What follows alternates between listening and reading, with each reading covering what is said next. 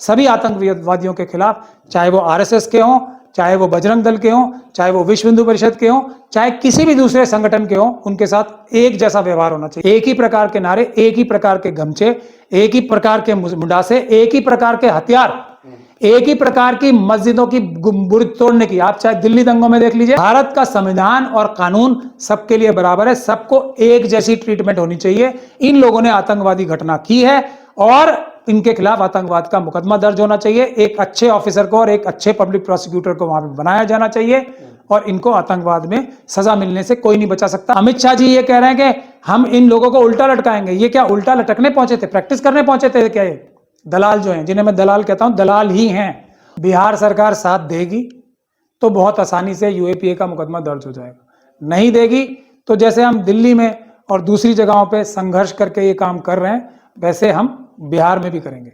लेकिन बिहार सरकार का खुद का हमारी सलाह ना मानने से जितना बड़ा नुकसान हो रहा है और होगा, आने वाला वक्त बताएगा। नीतीश कुमार जी इतने बड़े नेता हैं, एक ऐसा व्यक्ति जो हालात की वजह से होम मिनिस्टर है, आके उनके राज में उनको गाली दे के चले जाते हैं, उनके ऊपर इल्जाम लगा के झूठे चले जाते हैं। उसी प्रदेश के इतने बड़े नेता हैं लालू यादव जी, उनके बेटे डिप्टी सीएम हैं। इस प्रकार की वाहियात भाषा का प्रयोग करके होम मिनिस्टर साहब वहां से चले जाते हैं। ये सब एक साजिश का हिस्सा है। ये आतंकवाद की एक बहुत बड़ी घटना चल रही है जो पाकिस्तान और चाइना के साथ मिलके आरएसएस और उसके सहयोगी संगठन जो हैं, वो जो सब आतंकवादी घटनाओं में लिप्त हैं, आतंकवादी संगठन हैं, जो दिन रात इस काम पे लगे हुए हैं कि हिंदी भाषियों की लड़ाई तमिल भाषियों से कराई जाए, भाई को भाई से लड़ाया जाए, एक धर्म के मानने वालों से दूसरे धर्म के मानने वालों की लड़ाई कराए। पूरी सिख कम्युनिटी को आज जो खालिस्तानी बताया जा रहा है, जबकि खालिस्तान की बात करने वाले बहुत मुट्ठी भर लोग हैं जो ज्यादातर आरएसएस के टच के लोग हैं। मैं इस बात के सबूत पेश कर सकता हूं। तो होम मिनिस्टर तो कह रहे हैं कि सरकार बनाइए, हमारा उल्टा टांग देंगे इन लोगों को। मैं वही कह रहा हूं ना, होम मिनिस्टर साहब, जो होम मिनिस्टर साहब हैं, वो एचएम का मतलब हैंगमैन समझते हैं। उनको ये नहीं पता शायद कि एचएम का मतलब होम मिनिस्टर होता है, हैंगमैन नहीं। ये उनका काम उल्टा लटकाना या सीधा लटकाना उनका काम नहीं है। उल्टा लटकाने का कोई प्रावधान किसी कानून में मुझे दिखा दीजिए। ये है, हम इसीलिए इसी चीज की तरफ मैं इशारा कर रहा था।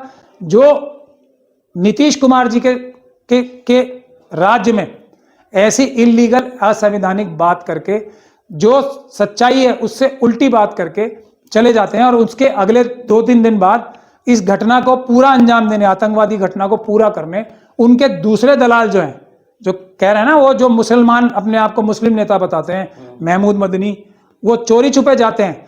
पकड़े जाने पर फिर एक वो प्रेस स्टेटमेंट जारी करते हैं कि अमित शाह जी से तो हम देश के सौहार्द की बात करके थे। अमित शाह जी ये कह रहे हैं कि हम इन लोगों को उल्टा लटकाएंगे। ये क्या उल्टा लटकने पहुंचे थे, प्रैक्टिस करने पहुंचे थे क्या? ये दलाल जो हैं, जिन्हें मैं दलाल कहता हूं, दलाल ही हैं। और आने वाला वक्त इस बात को साबित करेगा कि ये उनके दलाल हैं, उनके नौकर हैं, उनके टुकड़े पे पलने वाले जो है। मैं उसका नाम नहीं लिया। आपने फिर एक बार महमूद मदनी साहब को जो मैंने नहीं लिया। नहीं, जाए तो दिक्कत, ना जाए तो दिक्कत। मैंने तो बोला ही नहीं ना जाने के लिए। मैंने बोला जाने के लिए, जो जाएगा वो दलाल होगा, जो जाएगा जो इनसे बात करने जाएगा वो दलाल है। इनका वो है जो मैं नाम नहीं लेना चाहता, जो अलग अलग बढ़िया नस्ल के लोग ढूंढने जाते हैं तब तक दूर दूर जगह। क्यों जाएंगे इनसे मिलने? एक दिन पहले वो ये बोलते हैं हम उल्टा लटकाएंगे, झूठा इल्जाम लटका के उल्टा लटकाने की धमकी जो होम मिनिस्टर के पद पे रह गया था, उसके क्या तलवे चाटने गए थे? अगर आप इनसे ईमानदारी से पूछ लें तो पूछे, इनके जूते बाहर उतरवाए थे इन्होंने? मैं भी तो बता रहा हूं, मेरे भी लोग सब जगह मौजूद हैं, मेरे भी लोग, और इनकी क्या बेइज्जती की है वहां पे, और ये कैसे जमीन पे बैठ के उनके सामने गिड़गिड़ाते रहे। वकील साहब गए होगा, क्या कुछ तो दे दो। क्या माल लेके आए उससे वहां पे? अमन की बात करने, क्या माल लेके आए हैं, इसका हिसाब होना चाहिए। क्या इंस्ट्रक्शंस लेके आए फर्दर, इस पे बात होनी चाहिए। कौन सी इंस्ट्रक्शंस थी उल्टा लटकाने वाली, जिसमें सहयोग करने के लिए ये आए हैं?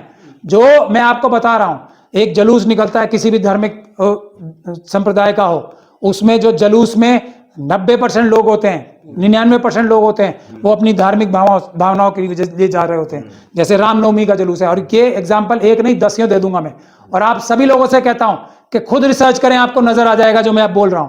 जलूस जा रहा है, उसमें आरएसएस और बीजेपी के लोग, ट्रेंड आतंकवादी, बजरंग दल, विश्व हिंदू परिषद, हिंदू सेना, इस तरह के लोग आ रहे आर्यव्रत जो है, जो अभिनव भारत संस्था है, जो जिसकी मेंबर ये साध्वी प्रज्ञान सिंह ठाकुर थी, वो उनके लोग, अभिनव भारत के लोग जाते हैं जो कि आतंकवादी घटनाओं को अंजाम देने में ट्रेंड होते हैं।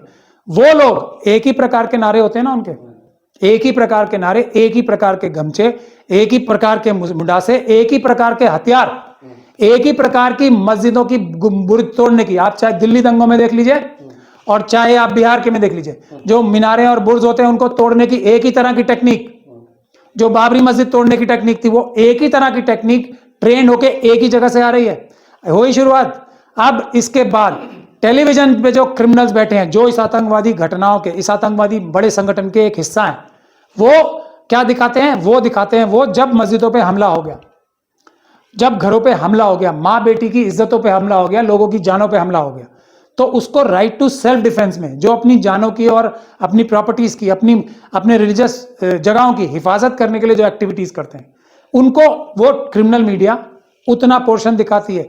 यही बात चर्च के लिए होती है, यही बात गुरुद्वारों के लिए होती है, यही बात रविदास या बाबा साहब की मूर्तियां कितनी दिल्ली में इसी टेक्निक से गिराई गई हैं, तो जिसकी लड़ाई लड़ रहे हैं, जिसकी एक ही जगह से ट्रेंड है, एक ही संगठन है, जो मदर संगठन है इनका आरएसएस। और इसका अब आगे चलते हैं, फिर टीवी वाले वन साइड स्टोरी दिखाते हैं, माहौल बनवाते हैं। जो लोग मजलूम हैं, जिन लोगों पर हमला हो रहा है, जो बीजेपी और आरएसएस के लोग बोल रहे हैं ना, पहले हमला वहां से हुआ, अगर हमला भी होता है, मैं ये भी आपको बता रहा हूं, वो कौन लोग होते हैं, उनके तार कहां से जुड़े निकलेंगे? जो असल में मुस्लिम बन के या मुस्लिम होते भी हैं, हमला करते हैं, पीसफुल जो जलूस जा रहे हैं उनपे, वो अरशद मदनी, महमूद मदनी और इस तरह के जो संगठन के बड़े बड़े नेता हैं ना, संगठन वाले नहीं, उनके कुछ पाले हुए गुर्गे होते हैं, जो आरएसएस की मदद करने ये काम कराते हैं, जो हमले कराते हैं।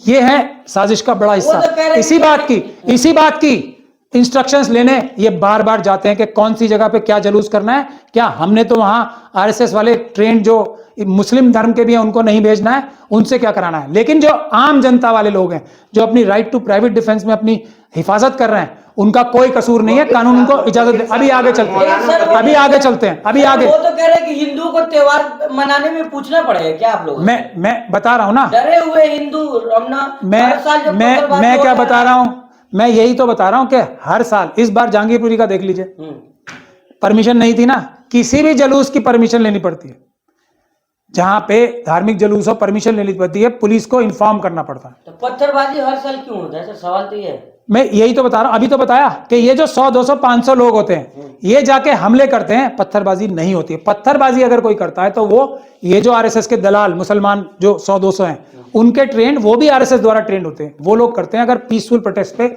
या पीसफुल जलूस में कोई हमला करता है, वो वही है। मैं आपको बता रहा हूं ना। हाँ, जो हमला हो जाता है उसमें हिफाजत कर रहे हैं, वो अच्छे नागरिक हैं, उनका फर्ज है, उनका कानूनी अधिकार है अपनी रक्षा करना, और इस रक्षा में वो किसी भी हद तक जा सकते हैं। ये कानूनी मैंने सलाह पहले भी दी, आज फिर दे रहा हूं। अपनी राइट टू सेल्फ डिफेंस में जब तक आपकी जान को, जब तक आपकी प्रॉपर्टीज को खतरा है, जो भी आप करेंगे, ये भारत का कानून कहता है, वो आपका करना कोई गुनाह नहीं, और वो हमारा राइट है। वो करने वालों को, उनके ऊपर झूठे मुकदमे लगाए जाते हैं। किसके ऊपर? जो राइट टू सेल्फ डिफेंस में कर रहे हैं, या जो नहीं भी कर रहे हैं, कुछ जो अपने घरों में बैठ रहे हैं। यही जहांगीरपुरी में हुआ, यही सब जगह, यही जो दिल्ली में हमले हुए, जो कपिल मिश्रा और अमित शाह जी के कहने पे पूरी प्लानिंग के साथ, जिसमें जो एक क्या नाम है, नंद किशोर गुर्जर और दूसरे बीजेपी के लीडर्स आके हमला किए थे दिल्ली में, जिसको हमने पकड़ा है।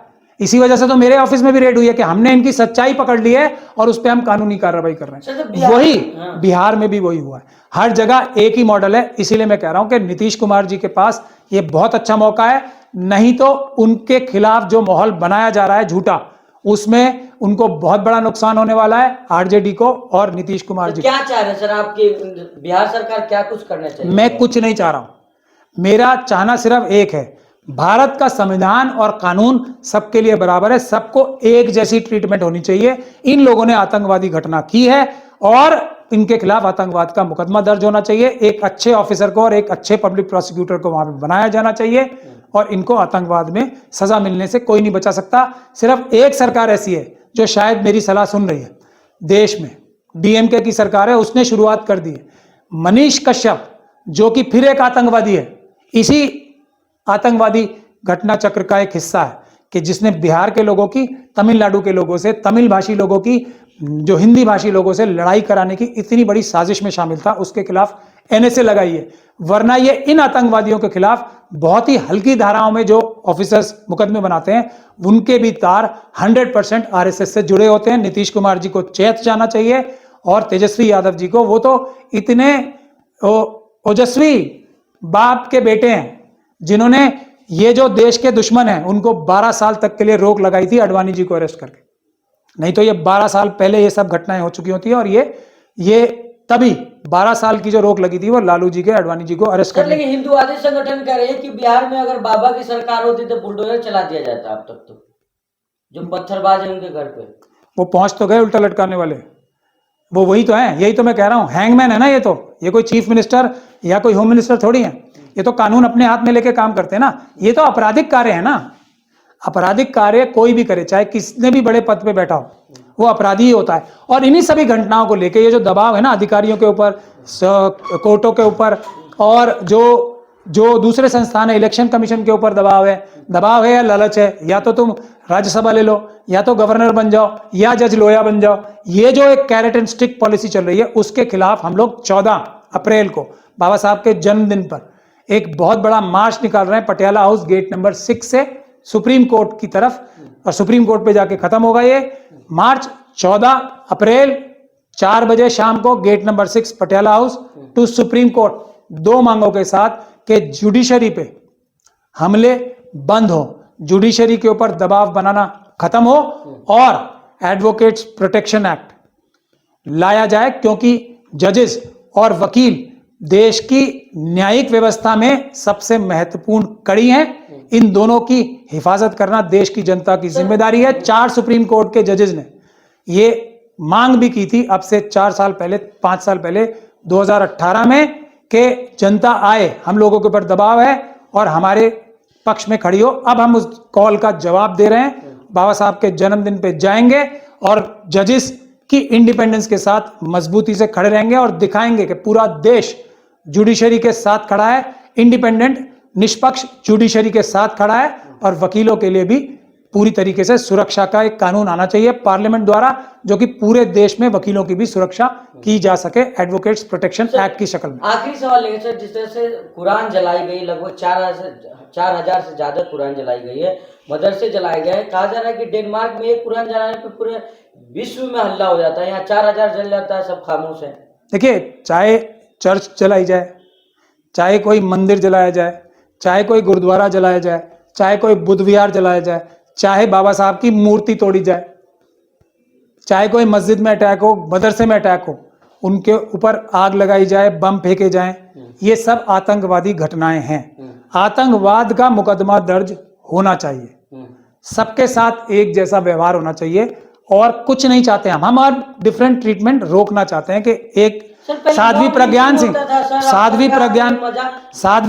सिंह ठाकुर के साथ एक तरह का बिहेवियर और किसी और के साथ दूसरी तरह का बिहेवियर, ये भारत के संविधान के खिलाफ है। सभी आतंकवादियों के खिलाफ, चाहे वो आरएसएस के हों, चाहे वो बजरंग दल के हों, चाहे वो विश्व हिंदू परिषद के हों, चाहे किसी भी दूसरे संगठन के हों, उनके साथ एक जैसा व्यवहार होना चाहिए।